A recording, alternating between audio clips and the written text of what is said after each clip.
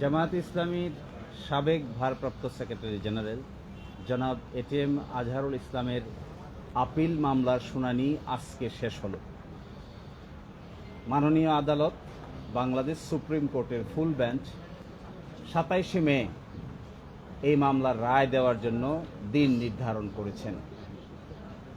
আমরা আমাদের সাবমিশনে যেটা বলেছি যে জনাব এটিএম আজহারুল ইসলাম সহ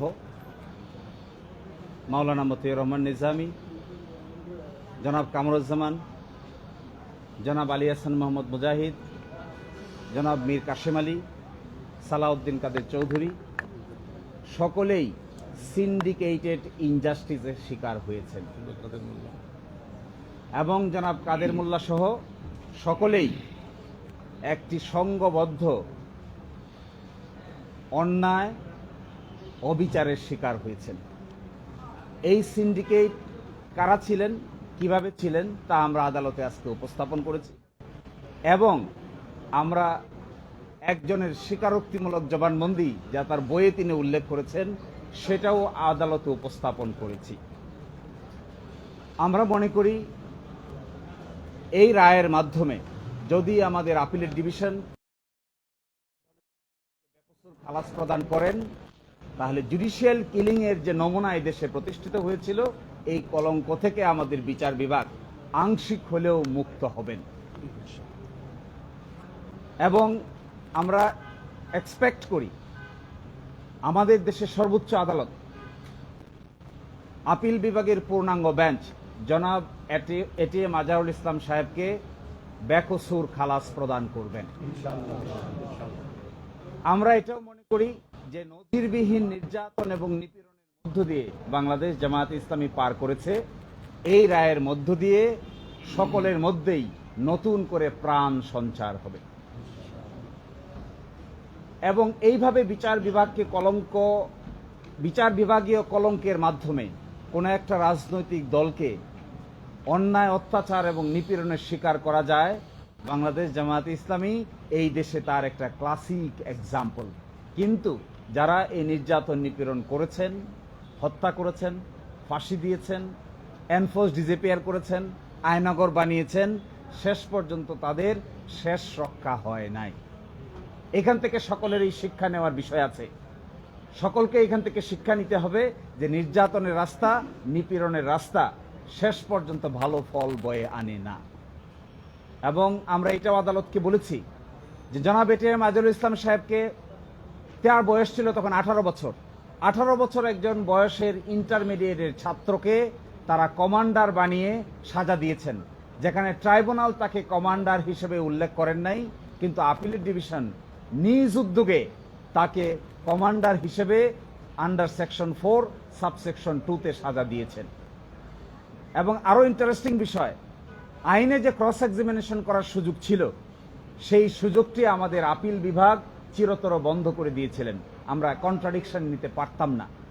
আজকে আমরা এটাও দেখিয়েছি, গতকাল পরশুদিনে দেখিয়েছিলাম 6 কিলোমিটার দূর থেকে দেখছে, 3.5 কিলোমিটার দূর থেকে দেখছে, একজনের ডান হাতে আরেকজনের ডান গালে থাপ্পড় মেরে দিচ্ছে, বাম গালে থাপ্পড় মেরে দেওয়ার কথা সেটি ডান গালে থাপ্পড় মেরে দিচ্ছে।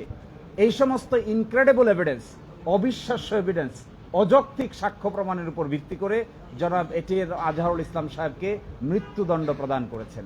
এই ক্ষেত্রে যিনি মাইনরিটি জাজ ছিলেন ম্যাডাম জাস্টিস জিনাতারা, তিনি কমপ্লিটলি এই সমস্ত অন্যায় অবিচারের বিচারিক প্রতিবাদ করেছিলেন, কিন্তু সেই বিচারিক প্রতিবাদ তখন কেউ শোনার ছিল না। আমরা এটাও বলেছি জনাব এটিএম আজহারুল ইসলাম সাহেবকে আল্লাহ বাঁচিয়ে রেখেছেন, এটি আল্লাহর পরিকল্পনা। এই আল্লাহর পরিকল্পনার ভিত্তিতে তিনি বেঁচে আছেন। এই জন্য আজকে আমরা আদালতের সামনে আল্লাহর পরিকল্পনার ভিত্তিতে আমাদের যুক্তি উপস্থাপন করার সুযোগ পেয়েছি।